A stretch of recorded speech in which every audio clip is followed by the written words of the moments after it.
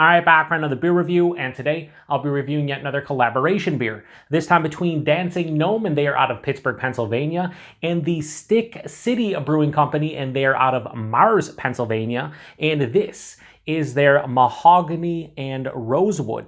So this is an English pale ale that comes in at 5% alcohol by volume. No IBUs listed. Time of review, and this can is just under 6 weeks old. So I picked this one up because you don't see a lot of American breweries package English styles like this, whether it's in bottles or cans. Typically, you'll find them on tap at the brewery or a brew pub or a bar. So when I saw this, I was like, it's go time. And this is a collaboration with a Stick City. And before I picked up this can, I've never heard of them before. So I thought it was fun trying a new brewery and also grabbing something from Dancing Gnome. They have a little spiel here on the side of the can. It just says notes. It says, this English style pale ale was brewed with the finest continental ingredients available to create a flavorful and balanced sessionable pub ale. Pretty simple. That's what they're going for. I'm here for it. Has the guitar, the Mahogany and Rosewood name. It all makes sense. Anyway, we're going to crack this one open, get it into this pub style glass, and go from there. So yeah, we have a little bit of a spewage there. Ooh, this is looking like a little bit murky to some degree. I wasn't expecting that for some reason. I was expecting more of like a clear kind of beer. I don't know what maybe I shouldn't have expected that. Anyway, yeah, this has this really weird like orangish kind of sunset color that is, it definitely has haze to it. Like you can see the shadow of my hand, but you can't make out the individual fingers. I didn't pour it aggressive enough to form like a crazy head, but it has about almost a finger of a nice like, I'd say off-white, almost very lightly tan-colored head. It could be some chill haze in addition to it, but I think it just has somewhat of a haze to it. Hold it up to the light, nothing's getting through it. Yeah, so again, I was thinking more of like, just a little bit, not like crystal clear, but more clarity to the beer. So I guess that's on me, I don't know. Let's get a nose. Yeah, it smells like an old school English beer. Like a sessionable pub ale, so to speak, like they said. So a lot of biscuity, bready malt character, but there's a lot of toffee and caramel I'm getting off the top. Yeah, biscuity, toffee, caramel. A little bit of that like orange marmalade character that I get with a lot of like English pale ales and ESBs and whatnot. So it has that like almost like an orange peel with a little bit more of a sweetness to it, like a candied sweetness. I always say orange marmalade on like white bread, or like a toasted white bread. There's some other fruitiness here, like orchard fruits. There's a little bit of like a pear and an apple as well. A touch of a nuttiness. And then there's this nice earthy, floral, but almost copper coin earthiness. I get that again from a lot of English beers.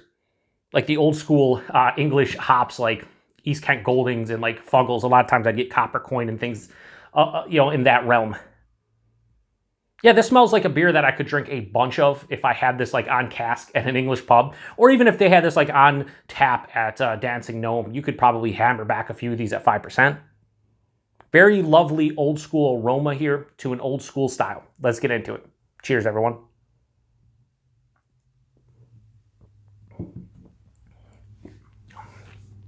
Nothing wrong with that. So, I really like the aftertaste. Yeah, the finish is nice. Yeah, I dig it. A couple things about this one off the rip. The body's nice. For 5%, this is like medium body.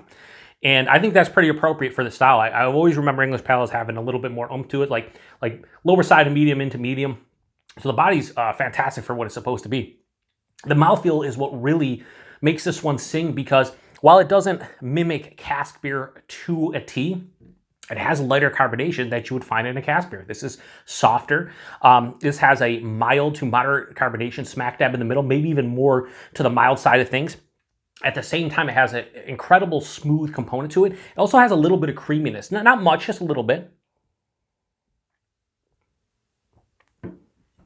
Yeah, I think they lightly carved this on purpose, which it works for a style like this. If you're throwing an English pale ale or like an ESB or a bitter or something, I'm not saying they're trying to mimic a cask ale, but what I think they're doing is trying to mimic a cask ale, at least based on the body and mouthfeel here. I think they did a pretty good job with it. It's not quite cask, but for being in a can, I think they pretty much nailed it. A lot of breweries would do the nitro thing to try to mimic cask. They did it without the nitro. Unless this is somehow nitro, and I'm just fucking an idiot. I did not see a cascading effect or anything, but you know, it's definitely not nitro. Too much carbonation for that. And by too much, I mean, you know, you notice it where nitro beer, it's definitely, if it has a flat feeling, a lot of people say that's where you get the smooth creaminess from the nitro, but because there's less CO2, you know, you don't get a ton of carbonation. Anyway, too much, I'm rambling on about the body and mouthfeel, but I'm telling you that I think it's really like appropriate for what it's supposed to be. The taste, nose carried over.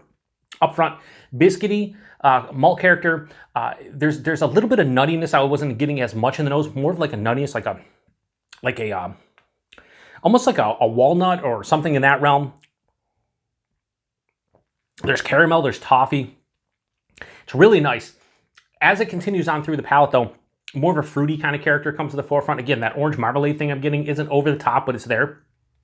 The pear, the apple, it's like a ripened apple, but not the skin. A lot of times I say skin or closer to the core. It's just like straight on apple, like a nice sweet apple. Same thing with the pear.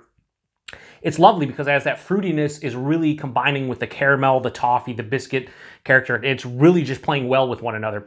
That's the first half, maybe first 2/3 of the palate. On the finish for me, this finishes with this is basically full-on dry. There's a pretty big dryness from this one, a mild to moderate bitterness, more approaching moderate. There is a little bit of like a lingering hop character, but the hop character here, it's earthy, it's floral, it's that copper coin earthiness that I was talking about before. Maybe even a bit of like a spiciness, but it's more earthy than anything. So yeah, full-on dry, mild to moderate bitterness. It has the appropriate hop character I'd expect from a beer like this. Very well balanced. This is fucking extremely well done.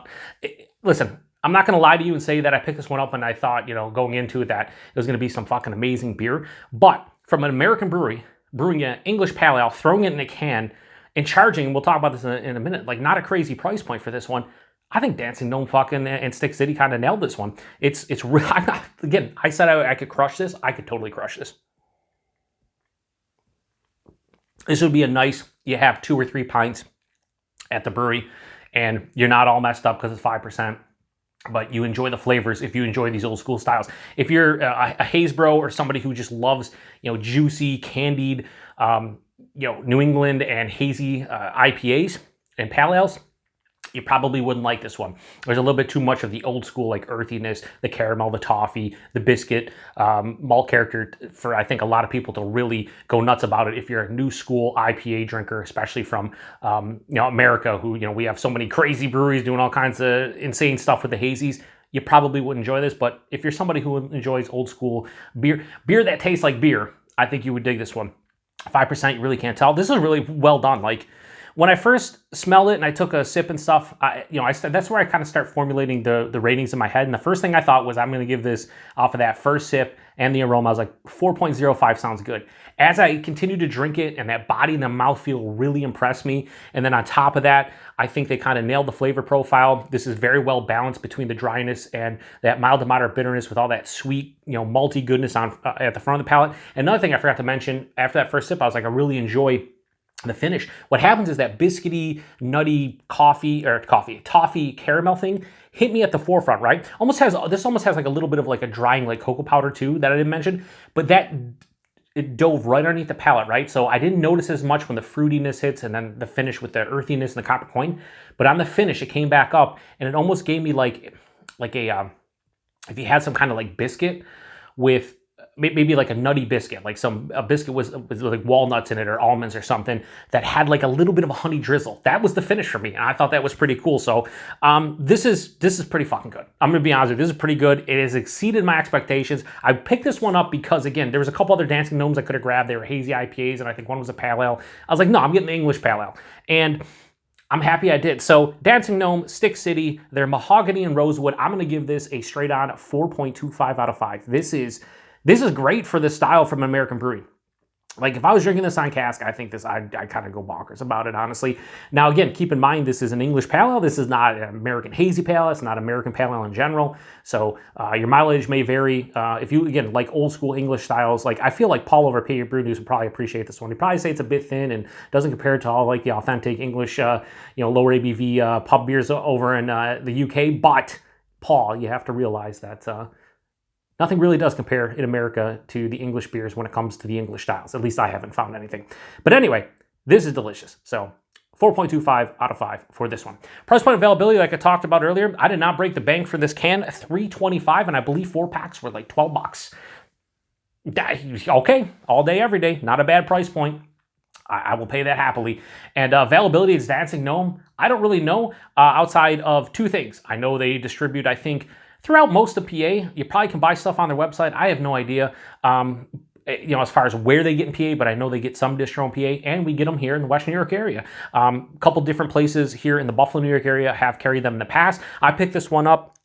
I was passing through East Aurora real quick. I stopped in Aurora Brew Works, and I just got a couple things real quick and left because I wanted to see what kind of, with Premier Gourmet in Amherst, New York, kind of undergoing and restructuring, I wanted to see, I haven't been to Aurora Brew Works in a bit, so I was in the area. So I popped in there, and I'm going to be shopping there more often. Green Sombrero, we're going to hang out at some point, viewer of the channel.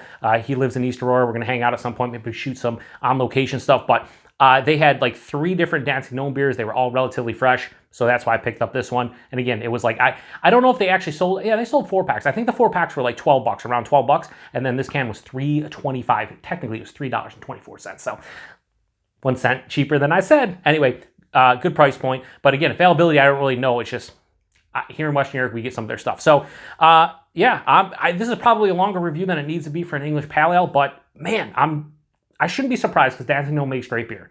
But I am surprised just because it's an English style. A lot of American breweries don't do them well, especially bottled and canned versions of a lot of the like ESBs, pale ales, bitters, things of that nature. They're not always great. Sometimes they're just decent. This one is, dare I say, great. Like stylistically, this is pretty fucking good. Own personal preference, a 4.25 out of 5. So if you've had this one before, post in the comment section. Let me know what you thought about it. This is a relatively new release on Untappd. I think it has less than like 300 check-ins. And I think this is a beer that they did release in August. So if you do get Dancing Gnome, you might see this still on the shelves by the time you see this review. If not, hopefully they release it again. So I'm going to shut this one down. Like I said, 5%. Can't really taste it. Appreciate everybody stopping by for another beer review here on the Beer Patrol. To the next one. Cheers.